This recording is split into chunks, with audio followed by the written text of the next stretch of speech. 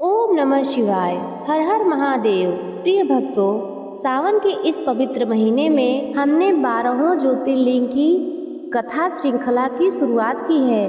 तो प्रिय भक्तों, हमारे चैनल से जुड़े रहिए। कल हमने प्रथम ज्योतिर्लिंग सोमनाथ ज्योतिर्लिंग की कथा श्रवण कराई थी। आज हम द्वितीय ज्योतिर्लिंग मल्लिका ज्योतिर्लिंग की कथा श्रवण कराने जा रहे हैं। जब जब संसार में अधर्म बढ़ा, तब तब भगवान शिव ने किसी न किसी रूप में अपने भक्तों का मार्गदर्शन किया है। उनकी महिमा अनंत है, उनका तेज अपरंपार है। मल्लिकार्जुन ज्योतिर्लिंग न सिर्फ श्रद्धा का प्रतीक है, बल्कि यह स्थान स्वयं भोलेनाथ और माता पार्वती की दिव्य लीलाओं का साक्षी भी है। यह वो पावन धाम है जहाँ भगवान शंकर स्वयं अपने भक्तों के कल्याण हेतु विराजमान है। यहाँ की कथा सिर्फ धार्मिक नहीं, बल्कि एक गहरे प्रेम, त्याग और आशीर्वाद की झलक है। एक ऐसा स्थल जहाँ हर भक्त को परम शांति और अद्भुत ऊर्जा की अनुभूति होती है। तो आइए इस पवित्र यात्रा की शुरुआत करें और सुनते हैं मल्लिकार्जुन ज्योतिर्लिंग की वह दिव्य कथा, जो श्रद्धा, भक्ति और शिव महिमा से ओतप्रोत है। पौराणिक कथा के अनुसार शिव पार्वती के पुत्र स्वामी कार्तिकेय और गणेश दोनों भाई विवाह के लिए आपस में कलह करने लगे। कार्तिकेय जी का कहना था कि वे बड़े हैं, इसलिए उनका विवाह पहले होना चाहिए, किंतु श्री गणेश जी अपना विवाह पहले कराना चाहते थे। इस झगड़े पर फैसला देने के लिए दोनों अपने माता पिता भवानी और शंकर जी के पास पहुँचे। उनके माता पिता ने कहा, तुम दोनों में जो इस पृथ्वी की परिक्रमा करके पहले यहाँ आएगा, उसी का विवाह पहले होगा। तो शर्त सुनते ही कार्तिकेय जी पृथ्वी की परिक्रमा करने के लिए दौड़ पड़े। इधर स्थूलकाय श्री गणेश जी और उनका वाहन चूहा, भला इतनी शीघ्रता से वे परिक्रमा कैसे कर सकते थे। श्री गणेश जी के सामने भारी समस्या उपस्थित हो गई। श्री गणेश जी शरीर के स्वरूप स्थूल थे, किंतु बुद्धि के सागर हैं। उन्होंने कुछ सोच विचार किया और अपनी माता पार्वती तथा पिता देवाधिदेव महेश्वर से एक आसन पर बैठने का आग्रह किया। उन दोनों के आसन पर बैठ जाने पर श्री गणेश जी ने उनकी 7 परिक्रमा की, फिर विधिवत पूजन किया। इस प्रकार श्री गणेश जी माता पिता की परिक्रमा करके पृथ्वी की परिक्रमा से प्राप्त होने वाले फल की प्राप्ति के अधिकारी बन गए। उनकी चतुर बुद्धि को देखकर शिव पार्वती जी दोनों बहुत ही प्रसन्न हुए।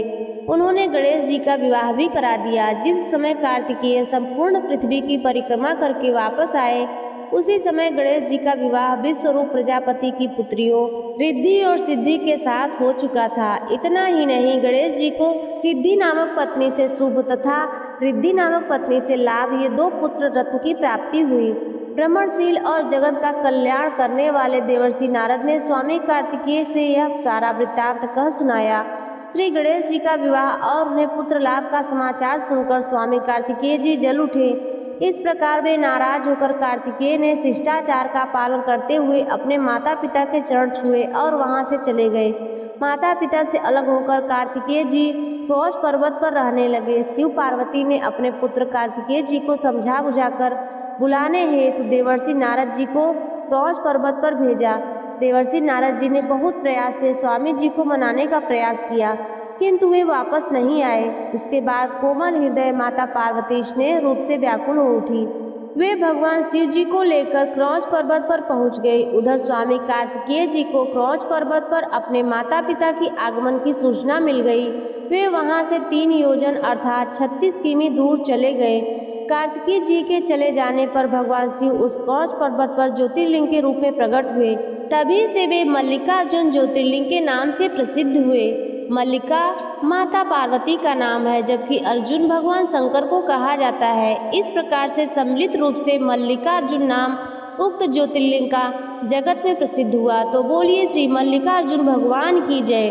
प्रिय भक्तों, इस क्रौच पर्वत को श्री शैलम पर्वत के नाम से भी जाना जाता है। यह स्थल भगवान शिव और माता पार्वती के संयुक्त रूप में प्रतिष्ठित है।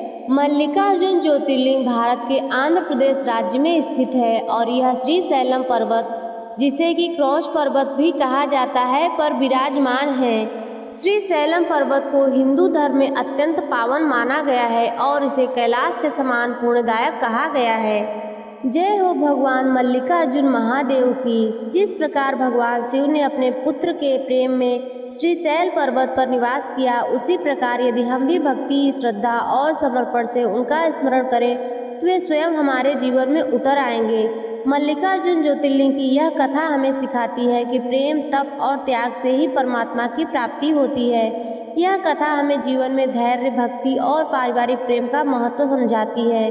श्रीशैल की वादियों में आज भी शिव पार्वती की ऊर्जा स्पंदित होती है और जो हर भक्त को दिव्यता का अनुभव कराती है। तो आइए अंत में सब मिलकर एक स्वर में बोले, मल्लिकार्जुन महादेव की जय, हर हर महादेव।